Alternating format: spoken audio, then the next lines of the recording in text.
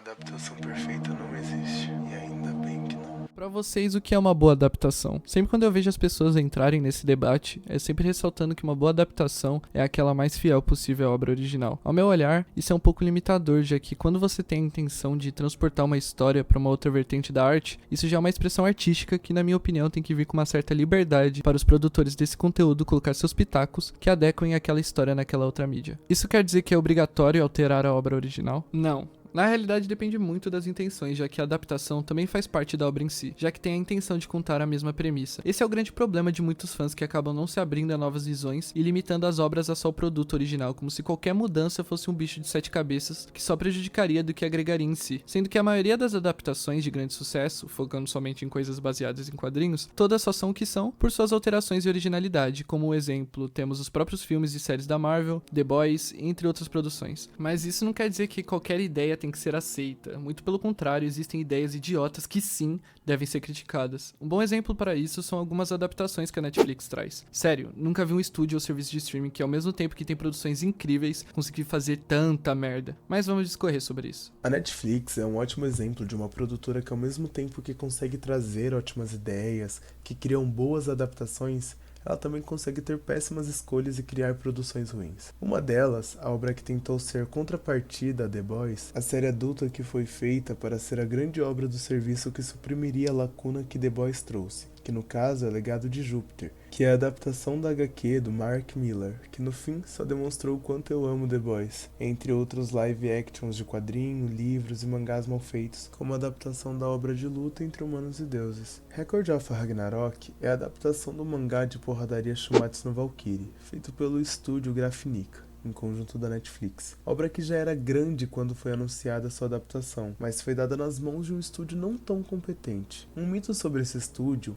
era que ele tinha sido responsável pelo anime Hellsing Ultimate. Mas não, a obra foi feita em conjunto de diversos estúdios, e o principal estúdio que trouxe a beleza Hellsing foi a Madhouse, que naquele momento estava em seu auge. Quem não conhece a Madhouse é nada mais, nada menos o estúdio do remake de Hunter x Hunter. Os grandes problemas da animação é sua falta de ritmo, tudo muito enrolado, e a história que na obra original era como se fosse uma aula de história divertida, aqui é perdida. Um anime cortando cenas com o simples intuito de poupar dinheiro e trazendo quebras da narrativa com excesso e mau uso do narrador. Enquanto no mangá a narração é uma ferramenta mais intimista que condiz com a obra, sendo um torneio, no anime é somente uma figura de exagero e exposição, sendo totalmente expositivo em quase toda a sua participação. A obra se peca também em transportar expressões e elementos do original.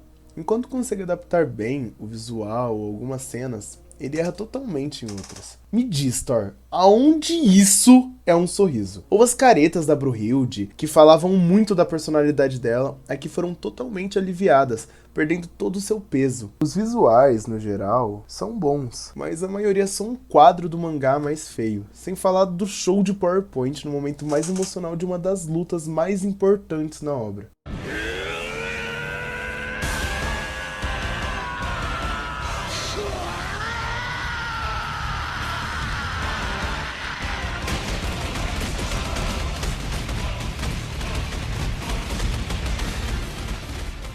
No geral, uma adaptação não é sobre ter a melhor verba possível, ou sobre acertar em tudo. Por exemplo, temos Jojo, que mesmo em muitas das temporadas, tendo um orçamento muito baixo, consegue trazer a personalidade e atmosfera da obra, apenas na ótima utilização de cor e visual. Ou também, utilizando o exemplo passado, Hunter x Hunter. A obra tinha passado muitos anos desde o fim da sua última adaptação em animação. E em sua volta ao estúdio Madhouse, não só trouxe uma nova visão para a obra, que em comparativo ao anime de 99 era muito mais sombrio, os traços eram muito mais reforçados, ela mesmo assim ainda manteve a personalidade original do mangá, trazendo mais fluidez e um trabalho impecável do primeiro ao último episódio. O maior erro que uma adaptação pode cometer é não só pecar no âmbito da produção. Obviamente temos que levar em conta fatores como o custo da produção, ou o viés, interesse de quem está adaptando, também o que a pessoa ou o estúdio por trás quer passar com a produção, mesmo que vá contra a obra em si, ou simplesmente o lado que está em alta no mercado, pois vivemos em um mundo onde visar o lucro é o principal para a indústria. Todas essas condições podem resultar em uma obra ruim ou mal feita, mas onde principalmente não se pode errar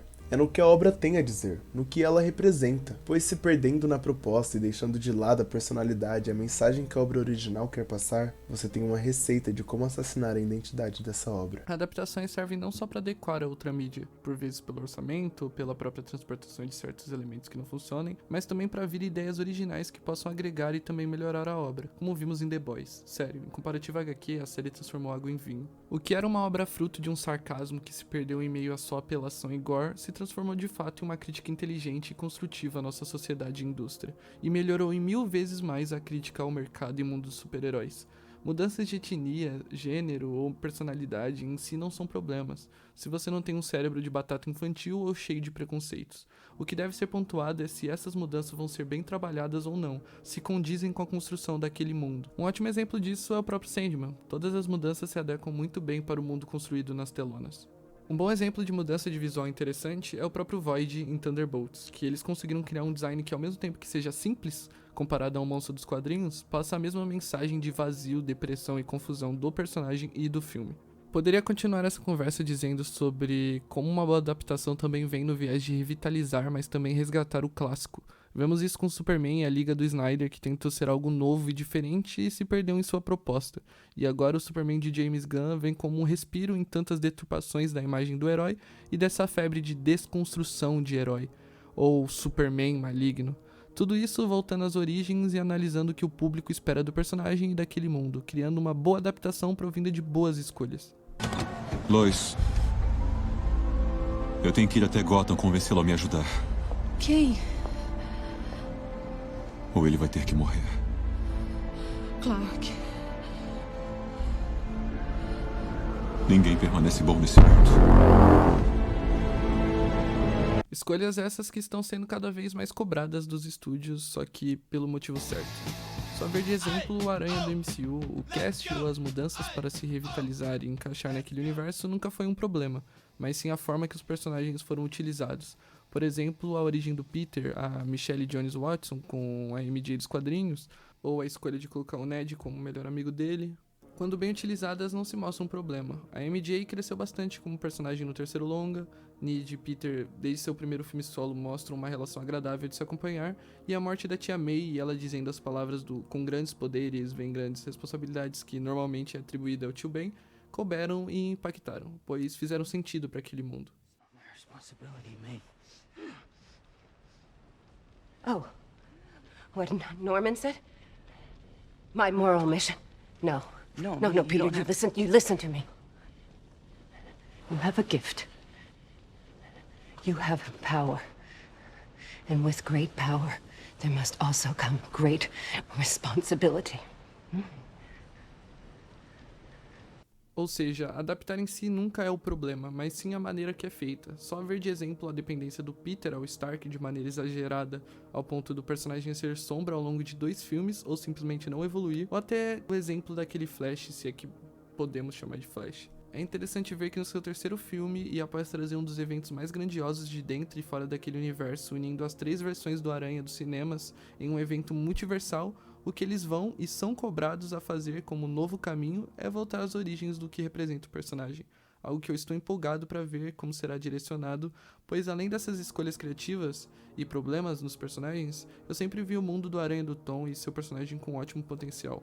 Só enxergar ele fora dos filmes próprios, como a diferença de um bom diretor pesa. Adaptar é saber criar algo e colocar elementos novos em uma criação já existente, mas também respeitar a sua identidade. E para mim, fazendo isso você consegue criar uma boa adaptação, com algo que não se limite à mente fechada do público ou que já foi contado diversas vezes, mas que não deturpe o que aquilo é no seu subtexto.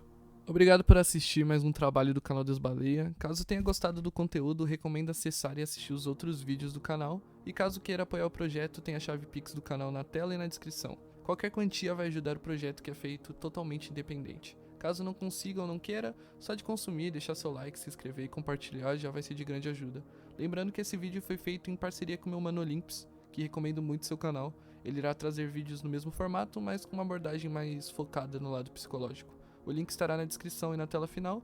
Além de qualquer coisa, eu gostaria de recomendar meu vídeo passado, que é um vídeo sobre a representação da morte em diversas obras, além de falar sobre vida, companhia e solidão. É um vídeo especial pra mim e julgo como sendo o meu melhor até agora. Então, caso vocês ainda não tenham ido assistir, recomendo que vocês deem uma chance. Vai estar tanto aqui no card, quanto lá no canal pra vocês poderem conferir. Gostaria de saber sua opinião sobre a conversa discorrida no vídeo e um abraço.